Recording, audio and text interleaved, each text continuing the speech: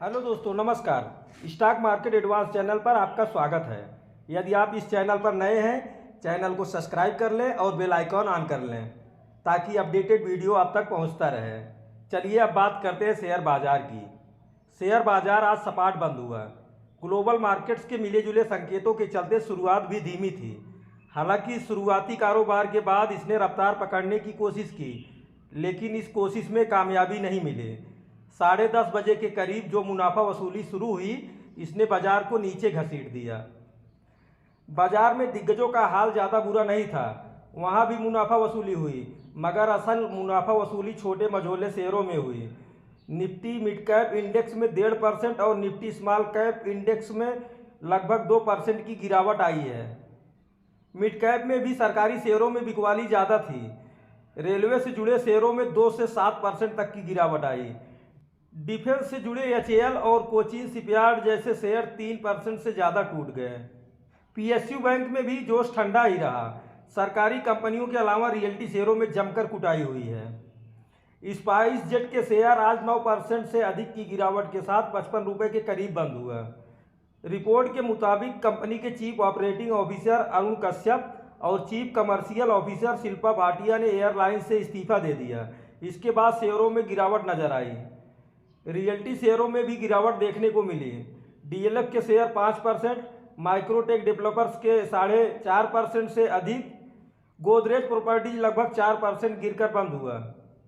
अगर इंडेक्स की बात करें तो सेंसेक्स 73,516 पर खुला।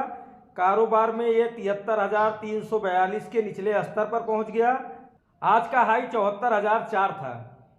आखिर में सेंसेक्स 165 अंकों की बढ़त के साथ 73,667 पर बंद हुआ। निफ्टी की ओपनिंग 22,334 पर हुई। आज इसका हाई रहा 22,452 का और आज का लो रहा 22,256। निफ्टी क्लोज टू क्लोज मात्र 3 अंक बढ़कर 22,335 पर बंद हुई। निफ्टी 50 के 13 स्टॉक बढ़त के साथ हरे निशान में बंद हुए तो वहीं 37 स्टॉक में गिरावट रही।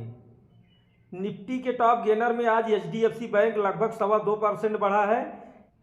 एलटीआई मैंडेटरी और टीसीएस में लगभग 1.25% की बढ़त रही। मारुति और इन्फोसिस में भी तेजी रही।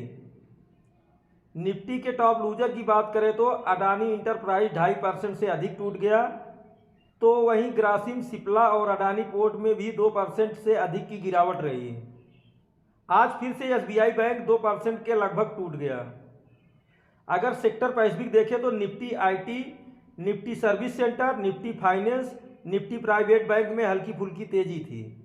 हालांकि टूटने वाले सेक्टर की बात करें तो इसमें डेंट बहुत तगड़ा पड़ा है। निफ्टी रियल्टी लगभग 4.25% टूट गया। निफ्टी पीएसयू बैंक 2.5% से अधिक, तो वहीं निफ्टी मीडिया, निफ्टी मेटल 2.25% से अधिक धड़ाम हो गए।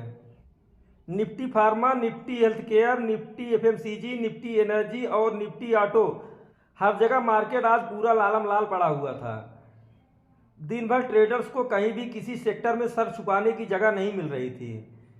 अगर बात करें स्टॉक पैसिफिक तो लार्ज कैप शेयरों में एचडीएफसी बैंक में लगभग 2.25%, Jio financial services, TCS, LTI Mindtree और निप्पॉन इंडिया में तेजी रही। वहीं दूसरी तरफ टूटने वाले लार्ज कैप शेयरों में डीएलएफ और लोधा 5% से अधिक टूट गए। टाटा पावर और बीएचईएल में 4% से अधिक की डेंट पड़ी है। भारत इलेक्ट्रॉनिक्स लिमिटेड भी लगभग 4% टूट गया। मिड कैप शेयरों की बात करें तो जहां एक तरफ छोटे और मझोले शेयरों की पिटाई चल रही है, उसके विपरीत कुछ शेयरों में तेजी रही। इसमें लिंडे इंडिया 7% बढ़ गया। बालकृष्ण इंडस्ट्री और पूनावाला फिनकॉर्प 4% से अधिक बढ़े हैं। टोरेंट पावर भी लगभग 3.5% बढ़ गया। 3M इंडिया 2.5% बढ़ा है। मिड कैप में गिरने वाली कंपनियों की एक तो लिस्ट लंबी है, दूसरे परसेंटेज के लिहाज से डेंट भी तगड़ा पड़ा है। Patanjali foods 7.25%, फूडको 7.25%, JSW infra, UCO bank और एसजेवीएन 6% से अधिक धराशायी हुए हैं। बॉम्बे स्टॉक एक्सचेंज में 668 शेयर चढ़े हैं, 3,225 शेयर टूटे हैं, 74 शेयर में कोई बदलाव नहीं हुआ है। जरूर लाइक कर देना। मिलते हैं अगले वीडियो में। Bye bye.